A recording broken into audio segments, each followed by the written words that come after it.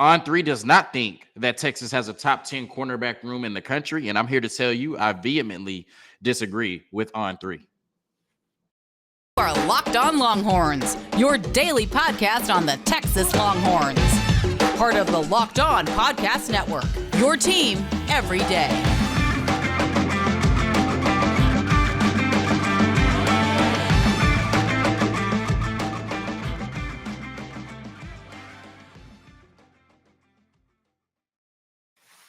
Locked On Longhorns, the show. Jonathan Davis, your host. Today's episode of Locked On Longhorns is brought to you by FanDuel Sportsbook, the official sportsbook of Locked On. Make every moment more. Visit FanDuel.com/LockedOn today to get started. On today's episode of Locked On Longhorns, we are talking about On3's top 10 cornerback rooms in the country. Texas did not make the list.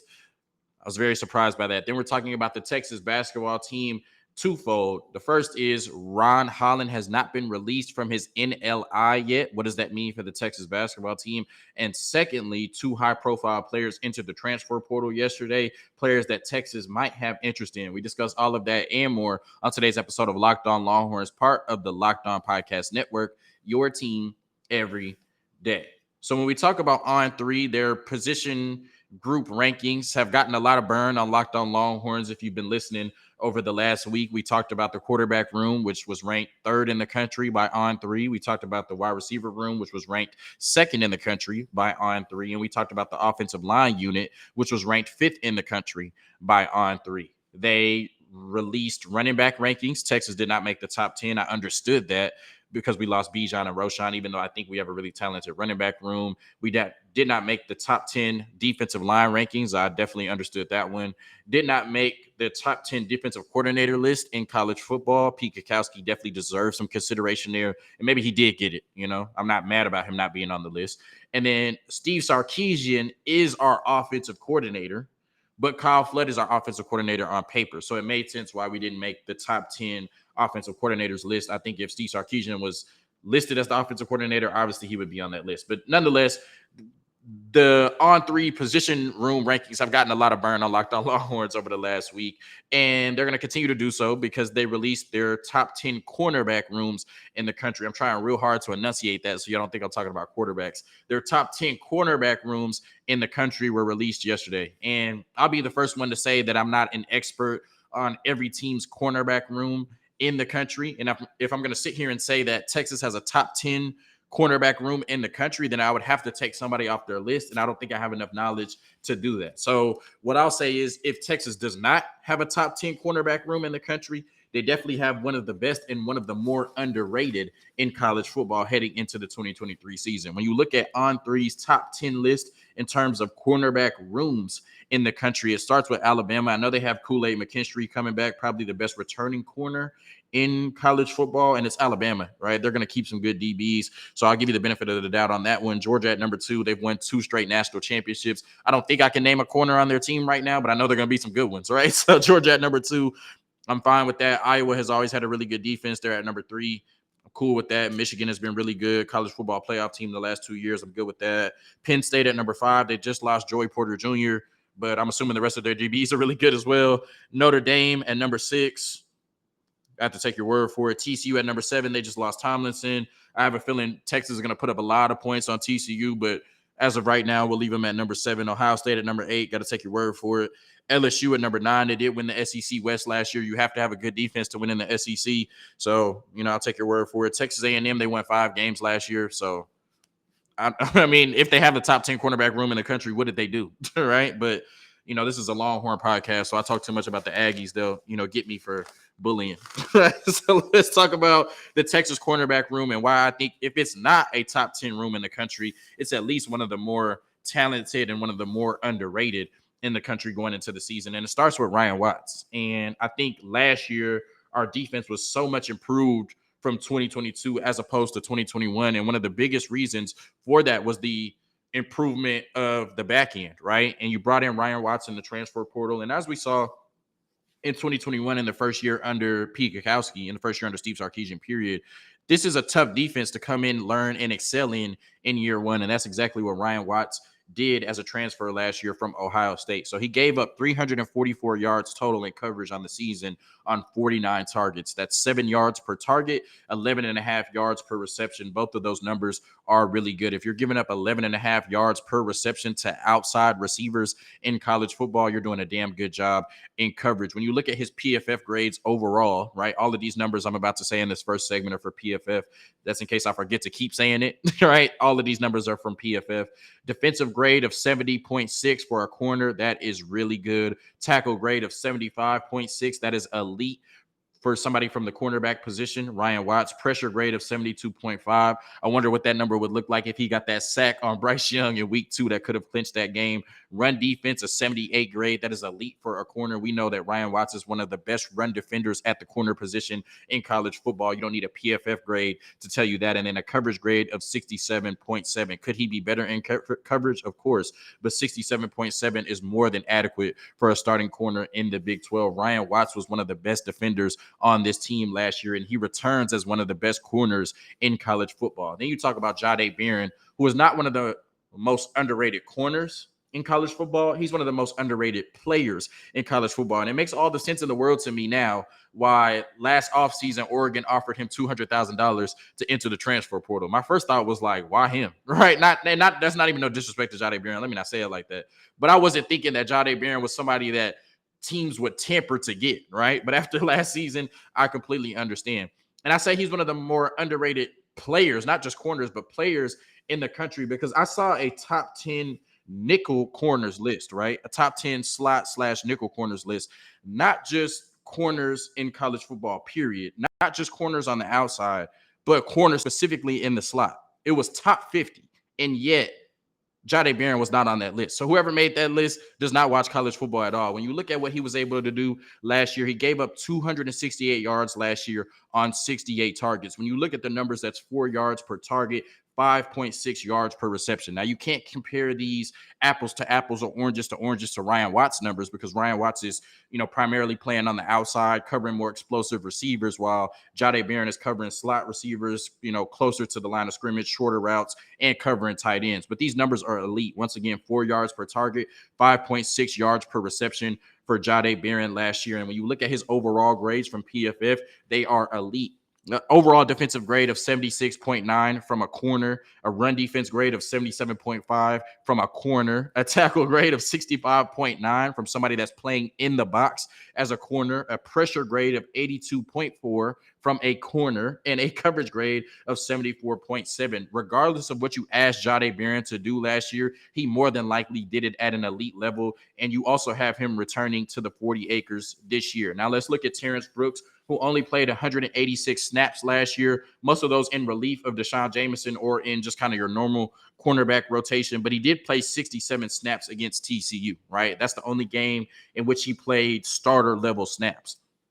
Now, his overall grades for the season weren't great. They all hovered around 50, but I think, he's a true freshman. He's coming in spot duty, random assignments, random plays, doesn't really have a set role. I can't blame him for not having a great true freshman year. That's why I'm going to go more so off the numbers in which he had a defined role and played as a starter against TCU. And when you look at these grades, 69.4 defensive grade for a true freshman corner, that's really good. Run defense grade 66.4, that's really good. Tackling grade 79.1, that's elite. Did not get in a position to have a pressure grade and a 68.7 coverage grade from a true freshman against one of the top offenses in college football. A team that went to the Natty was really good. Terence Brooks, as a true freshman, allowed 1 catch for 8 yards in that game. That's your number 3 corner that's returning as a true sophomore to the University of Texas. Then you look at Gavin Holmes, who you brought in the transfer portal, somebody that was really good at Wake Forest the last 2 years. Now let's dive a little bit deeper into the numbers, right? So the last 2 years, he's given up 527 yards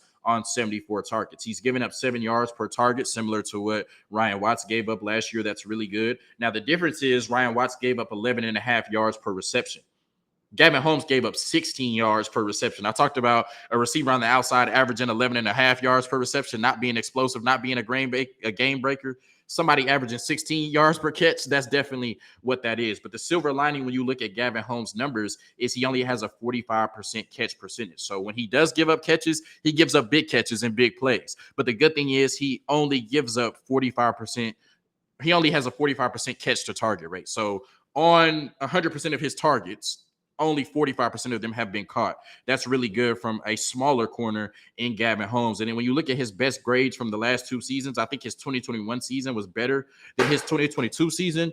But these are his best grades from the last 2 years. Defensive grade, 67.9. Sorry if y'all saw that on YouTube. My phone just dropped. Sounded like somebody was breaking in here, right?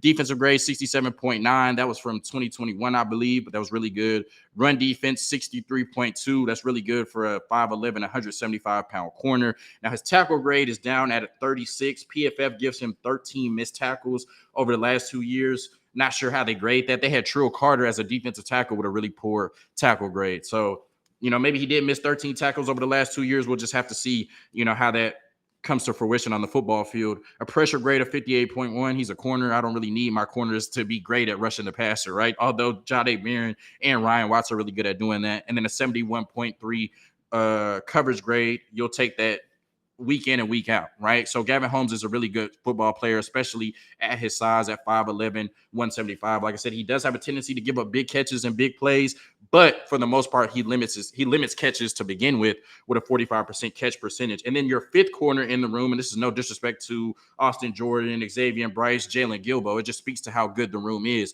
But I'm thinking of how somebody who is not affiliated with the program would rate this room, and it would probably be 4 players that have college football experience, like a lot of it. And then Malik Muhammad, your highest ranked recruit in the room, right?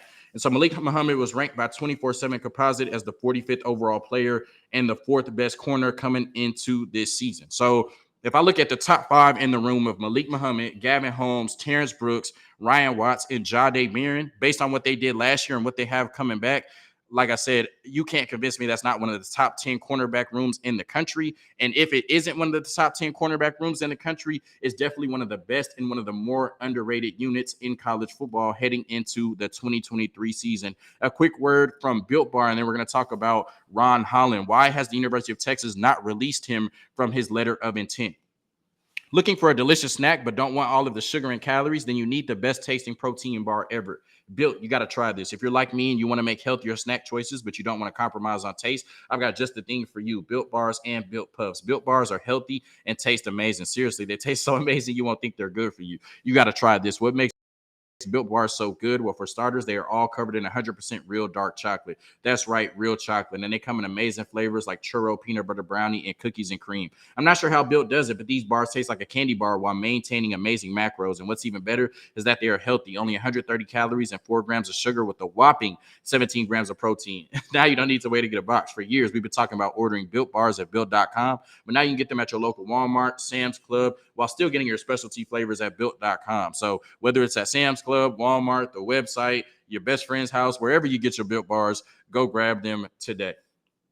I was laughing a little bit during that segment because I didn't see my phone drop, or I didn't hear my phone drop off of this little ledge that I'm recording on. I just heard boom when it hit the ground. And like I said, I didn't know if somebody was trying to break in the house. I didn't know what happened. I looked down and saw my phone and, just breathed a breath of fresh air. But God, I was nervous when I heard that. That was loud, man. It didn't sound like a phone. It sounded like a gunshot or something. Jesus. Anyways, let's talk about the Texas basketball team. And Ron Holland, we learned yesterday from 24/7 Sports, released a story that Ron Holland has not been released from his NLI just yet. And he decommitted. Can't remember exactly when he decommitted. I know it was the Friday after the first round of the NFL draft, because Max Amos, who probably didn't want a lot of attention on him, committed right before the NFL draft that Thursday. And then Ron Holland decommitted that next day. So it's been about 2 weeks since Ron Holland decommitted. And this was a tough loss to the University of Texas. And, at this time, you had not brought in Kendall Weaver and Zariq Onyema yet.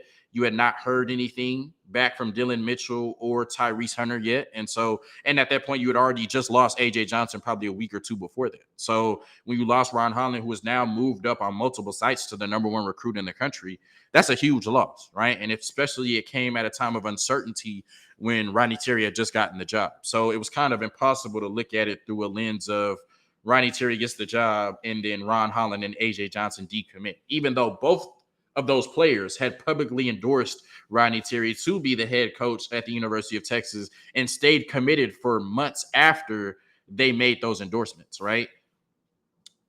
Yeah, stayed committed for months after they made those endorsements. We just saw Ron Holland at the All-American game, 2 months ago, endorse Rodney Terry for the full-time head coaching job after he got it and said he was excited to come to the University of Texas and play for Rodney Terry. Well, obviously, he said he was coming with A.J. Johnson. That's not happening because A.J. Johnson has gone on to play professional basketball in Australia for the same team that Josh Giddey and LaMelo Ball played for previously. And Ron Holland has decommitted and requested a release from his NLI. And a lot of the smoke about Ron Holland is towards either the G League. The G League has been recruiting him for a long time. We know he's going to be a one and done player. So it would make sense to get a jump start on playing professional basketball. And then Arkansas, who's done a really good job of recruiting in the DFW area the last few years. They have Nick Black, I think, coming back, who was Ron Holland's teammate at Duncanville. They've also put together a really good transfer class. So, maybe he sees that as an appealing option. And right now it seems as though Texas, Arkansas, and the G League are the three biggest competitors for Ron Holland's services, albeit 1 year, but for Ron Holland's services next season.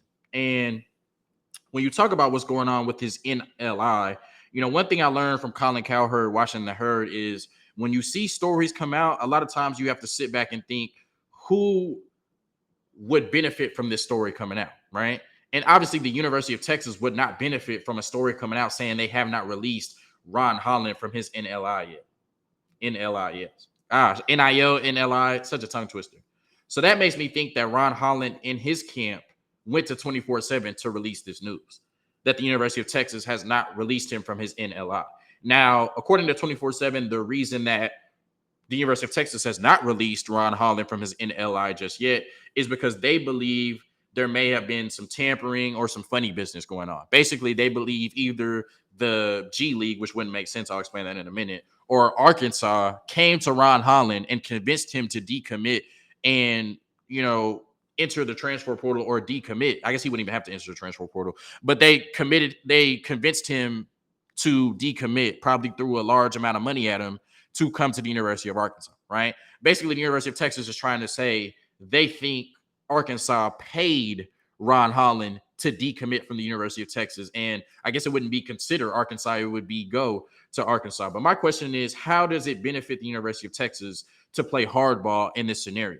And the reason I think it's because of Arkansas is because Texas would not have to release Ron Holland from his NLI to go play in the G League, nor would he need a release from his NLI to go play in the G League. He could just go do it. Like, I don't think they ever released A.J. Johnson from his NLI, but that does not affect him signing with a professional basketball team in Australia. The same thing with Ron Holland. Ron Holland can go play for the G League whenever he wants to without being released from his NLI, but he can't go to the University of Arkansas without being released from his NLI. And it makes me think that the University of Texas thinks that he wants to be released from his NLI to go to the University of Arkansas, and Texas is trying to play hardball in this scenario. Now, of course, Ron Holland is arguably the best high school recruit in the country. He's somebody that would have been really good for the University of Texas on the court. He's also somebody that I think would have been really good for the University of Texas in recruiting moving forward, right? Because we've seen so many schools be able to come into that DFW area, be able to come into Texas and take away the top talent. We saw just last year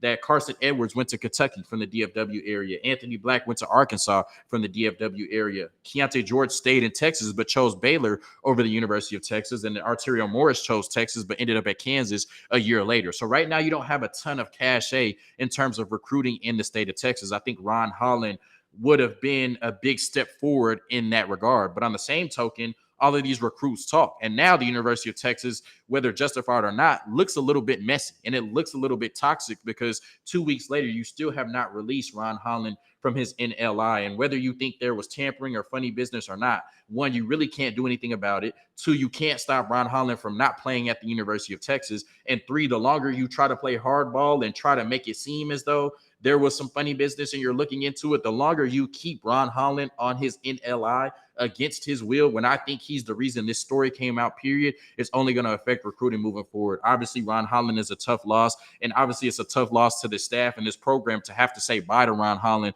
specifically if he stays in college basketball and goes and plays for Arkansas. But it's just something that you have to do. You have to release him from his NLI, and you have to wish him the best moving forward. Because if recruits and families look at the University of Texas as a school that does not have their best interests of their players moving forward, if recruits start to look at the University of Texas as a school that did not release Ron Holland from his NLI either in a timely fashion or did not release him, period, then that's only going to affect your recruiting in a negative way moving forward. Like I said, Ron Holland is a huge loss if he decides not to come back to the University of Texas. And I understand why you would be upset if a school like Arkansas essentially paid Ron Holland to leave the University of Texas and go down to Fayetteville. But the game is the game. And if that's what happened, then you lost, right? But you need to release him from his NLI because you've already lost Ron Holland, and slow playing and hard playing Ron Holland like this could be the reason you lose out on recruits in the future. Now, a quick word from our sponsors. We're going to talk about two players that entered the transfer portal yesterday, two players that Texas is very familiar with, and two players that I think Texas is going to show interest in the transfer portal. So two very important dates. I believe today, either today, May 11th, or yesterday, May 10th, was the last day to enter the transfer portal. June 1st is the last day for players that entered the draft to withdraw their name from the draft. So if we're going to hear anything on Tyrese Hunter and Dylan Mitchell, it would be before June 1st. Now, Ronnie Terry spoke. I'm not sure exactly where they were. I think they were in San Antonio. I know Vic Schaefer, Ronnie Terry, and Steve Sarkisian were there, right? Just doing their coaches rounds, speaking to the boosters and different people around the state. And he mentioned that, they're really excited about the transfers they brought in, and he expects to hear from Tyrese Hunter in terms of the decision. Let's just say in the next week. He said maybe in the next few days, but let's just say in the next week. If I had to predict what is going on right now, I think Dylan Mitchell stays in the draft. I think he hears his name in the first 45 picks, probably maybe even a little bit higher than that. And I think that Tyrese Hunter does end up returning to the 40 acres. Like I said yesterday, when you don't get invited to the G League Elite Camp, which 45 players get invited to, you don't get invited to the draft combine, which 78 players get invited to. There's 60 spots in the NBA draft, 123 players working out in front of NBA scouts in an official capacity. That doesn't even count Victor Wembanyama, who's not working out in the NBA combine. So really it's 124 prospects, and your name is not on either one of those lists. That tells me you probably want to come back to the University of Texas for another year. So I'm going to predict that Dylan Mitchell does not come back. He gets drafted. Tyrese Hunter comes back as your starting two guard next to Max Amos. Now, we're talking about two players that did enter the transfer portal either yesterday before the deadline or ahead of today's deadline. One of them is a former five-star recruit, Julian Phillips from Tennessee. He was the 19th ranked high school player last year. Coming out of high school, was a true freshman at Tennessee last year. Texas did play against him when they played against Tennessee on the road. Did not do much in that game, but obviously somebody with five-star talent, 6'8", 200. And now I think you have a void at that wing position, right? At your small forward position, you have a void with Ron Holland decommitting, and the only other two players you have at that position are Brock Cunningham, who I think does better off the bench, and then Alex, I'm not going to butcher his last name, but we haven't seen enough of him in college basketball to say he's a viable starter for this Texas basketball team. 6'8", 200, good size, good length at that three position, 8 points, 5 rebounds, and 1.5 assists last year as a true freshman. You did see him start to kind of be in the rotation a lot less and less. In their last game against FAU, losing in the tournament, he only played 12 minutes in that game, I believe. So he did kind of fall out the rotation. You see that a lot with true freshmen. It's just hard for them to excel in college basketball. His shooting splits were 41, 24, and 82, right? Looks a lot like a true freshman. And when you talk about that 24% from the three-point line, obviously that is not good at all. But he only took 46 attempts on the season. So even though he wasn't a great three-point shooter, he's not somebody that took a huge number of them or relied on them for his scoring. So I think he's probably better than a 24% three-point shooter. But the good thing is he doesn't, fall in love with the three-point line, especially for somebody that shot 24% from the three-point line last year. When you look at two of his best games, he had 25 and 8 with 1 block and 2 steals against USC last year on 54% from the field, 100% from the three, and 83% from the free throw line. He also had an 18 and 11 game against Mississippi State. And I think what he would bring to this Texas basketball team is rebounding, inside the arc, scoring, athleticism, and playmaking. 1.5 assists from the small forward position coming off the bench, somebody that can get his teammates involved. And I think you have a really good resource, right? You can reach out to Rick Barnes, who is Ronnie Terry's mentor and one of his best friends, and ask, hey, what's going on? Why is this five-star who only played 1 year at Tennessee entering the transfer portal? And I think, of course, Rick Barnes would have no reason to lie to Rodney Terry. So I think you can find out everything you need to about Julian Phillips from Rick Barnes. You also played against him last year, so you saw him up close and personal. And, I think Rodney Terry will do his due diligence. Another player that you played against twice recently that entered the transfer portal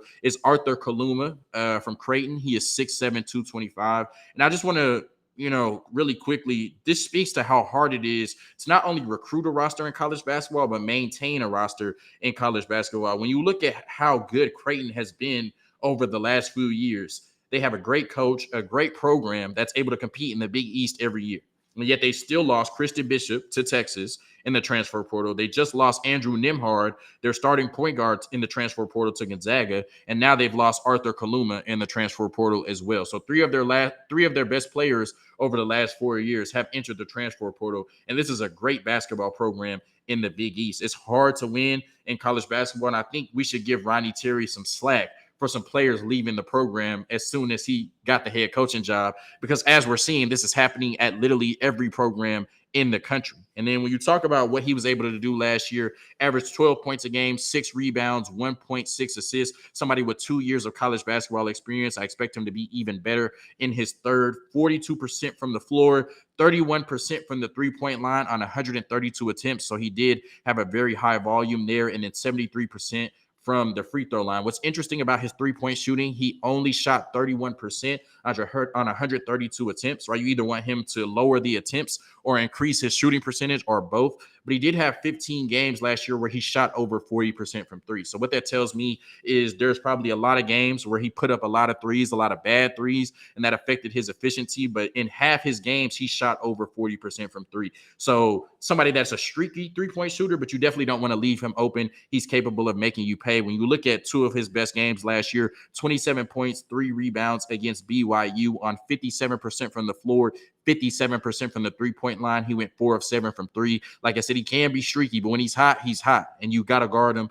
And 63% from the free throw line. I don't know how you can shoot 57% from three and 63% from the free throw line, but that's neither here nor there. Another really good game he had last year was 20-9 against Xavier, 2 of 5 from the three. So I think when you look at Arthur Kaluma and Julian Phillips, they're two players that can play the wing for you, two players that can rebound for you, two players that can be streaky from the three-point line, but can definitely knock down shots, two players that can score around the rim. And I think two players that in Rodney Terry's system, of course, are going to have to bring some defense and some playmaking. So we'll see what happens. I know that Texas has already reached out, at least that's what I've seen on Twitter, to Julian Phillips. And of course, right, you could just ask Rick Barnes what's going on with that situation. And then you're familiar with Arthur Kaluma because you've played against Creighton the last 2 years and you've seen him up close and personal. Thank you for tuning in to another episode of Locked On Longhorns, part of the Locked On Podcast Network, your team every day. Hook 'em.